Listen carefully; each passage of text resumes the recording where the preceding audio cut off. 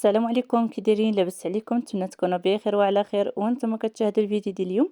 نبداوه بالصلاه على نبينا، اللهم صل وسلم وبارك على سيدنا محمد وعلى اله واصحابه اجمعين. اليوم ان شاء الله غادي نشارك معكم لي ماطلين اللي كيجيو رائعين، كيجيو اقتصاديين وسهلين في التحضير، واهم حاجه انهم كيجيو لذاذين وكيجيو زوينين لا في الشكل ديالهم ولا في المذاق ديالهم، شي حاجه اللي رائعه. نتمنى انكم تجربوهم وينالوا الاعجاب ديالكم ان شاء الله.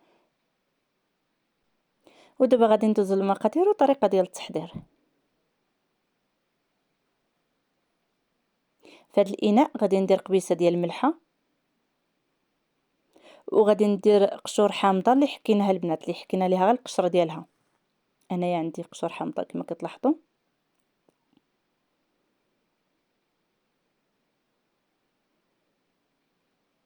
غادي نضيف كاس ديال السكر سنيده،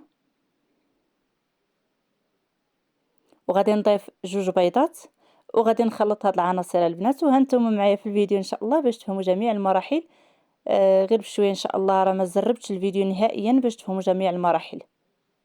واللي وصلت حتى لهاد المرحله في الفيديو تشترك في القناه وتفعل الجرس باش يوصلها كل جديد، تخلي لي اللايك وشي تعليق زوين، تبارطاجي القناه ديالي مع الاحباب والاصدقاء. كنشكر الاخوات اللي عندي في القناه القدامات، كنقول لكم دار داركم، نتوما هما العائله ديالي، وكنرحب بالاخوات الجداد اللي يلاه انضموا للقناه. كنقول لكم مرحبا بكم، الف مرحبا، وكنتمنى التوفيق ليا وليكم ان شاء الله. هنايا غادي نطرب البنات داك البيض مع السكر حتى كيذوب لينا السكر تماما. عاد غادي نضيفوا العناصر الاخرى ان شاء الله بالتدريج. بغيتوا ديروا في هاد الطريقه هذه، بغيتوا ديروها في الخلاط الكهربائي البنات، لكم الاختيار. انا درت غير بالطراب اليدوي، وراه كيجيو ساهلين وكيجيو زوينين وكيجيو ناجحين، حتى بالطراب اليدوي كيجيو ناجحين. عندي ياغورت البنات ديال الفاني. بغيتوا تعوضوا هاد الياغورت بكاس ديال الحليب، ممكن لكم تعوضوه بالحليب.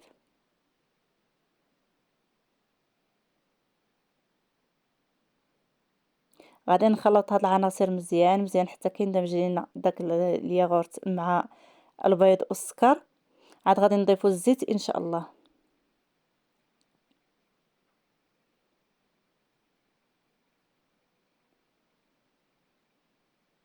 هنا البنات راني عبرت الزيت بهاد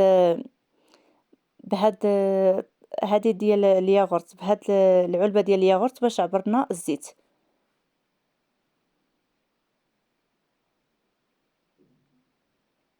وغادي نعبر بها حتى الماء ان شاء الله كما غادي تلاحظوا في الفيديو ان شاء الله.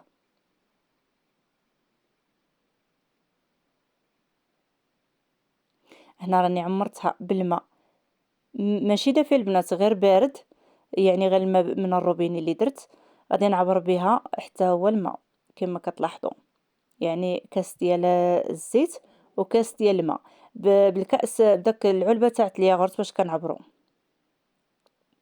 غادي نخلط هاد العناصر مزيان، وهنايا غادي نبداو نضيفوا الدقيق بالتدريج البنات. انا غادي نقول لكم شحال غادي ديروا في هاد الدقيق هذا، يعني في هاد الخليط ديال في هاد لي مادلين. غادي نضيف 2 خمارات ديال الحلوى ديال 8 غرام، يعني 16 غرام في المجموع.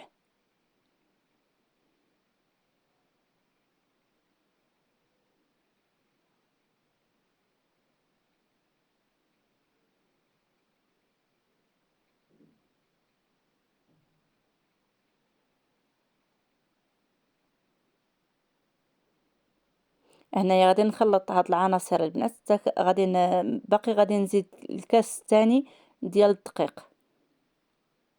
انا غادي نوريكم القوام ديال الخليط كي غادي يكون. غادي تمشيو على نفس القوام البنات اللي غادي يكون في اللي غادي نوريكم ان شاء الله. بطبيعه الحال هاد لي ماطلين ضروري كيكون الخليط ديالهم اولا القوام ديال الكيك ديالنا اولا ديال الخليط ديال الكيك كيكون شويه ثقيل. هنايا ضفت الكاس الثاني.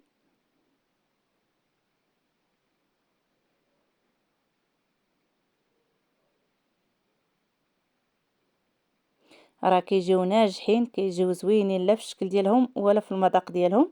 نتمنى ينال الاعجاب ديالكم ان شاء الله.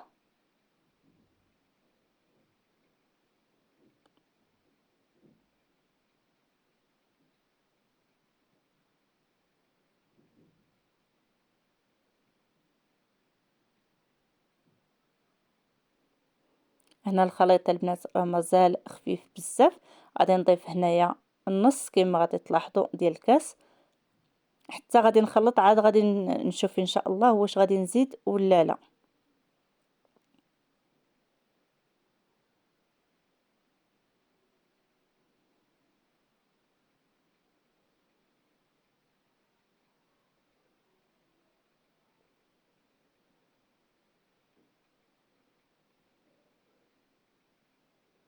هنا الخليط ديالنا البنات راه واجد كما كتلاحظوا،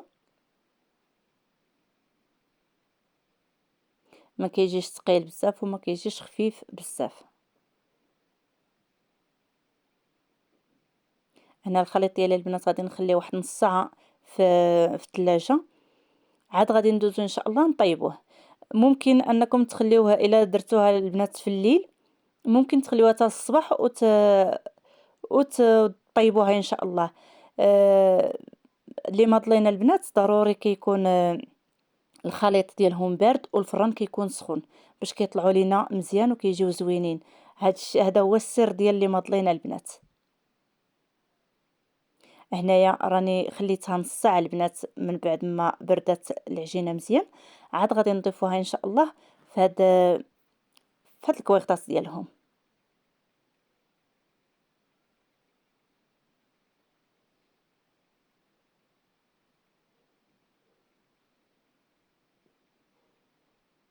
الكويغطاس اولا هاد الكويغطاس بطبيعة الحال راه كنعمروها البنات العجينة كما كتلاحظوا كنعمروها شوية. الا ما بغيتوش تعمروها البنات ديروا فوتوا النص بشوية وحبسوا باش كيجيو. انا راه درتهم هنايا عمرتهم شوية وجاو يعني كبارين بزاف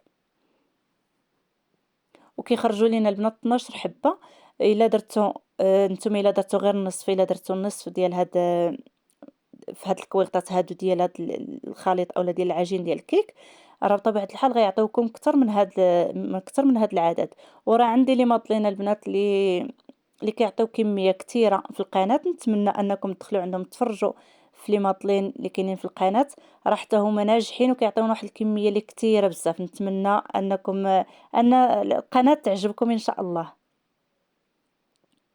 كما كتلاحظوا حتى كنكمل الكميه اللي عندي كامله، عاد غادي الفران راني مسخناه من قبل البنات راه سخون.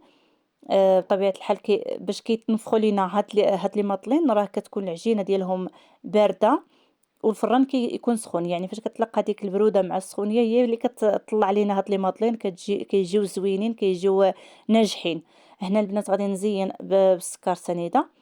الا عندكم كاوكاو إيفيلي أولا اللوز إيفيلي ولا حبيبات الشوكولات لكم الاختيار. هنايا درتهم يعني تقليديين، يعني هادوك الأصليين كيك لي مادلين الأصليين. نتمنى أنه من الإعجاب ديالكم إن شاء الله. درت لهم غير السكر. هادو هما لي مادلين الحقيقيين، يعني لي مادلين اللي كانوا كيديروهم شحال هادي هما اللي كيتباعوا حتى في يعني في الحانوت أولا في المحلات أولا في باتيسري. هذه هي الطريقة ديالهم. وهنايا البنات من بعد ما دخلتهم الفران طابو، بطبيعة الحال هذه هي النتيجة الأخيرة ديال هاد لي ماطلين. كيجيو رائعين كيجيو زوينين لا في الشكل ديالهم ولا في المذاق ديالهم. نتمنى أنكم تجربوهم وينالوا الإعجاب ديالكم إن شاء الله.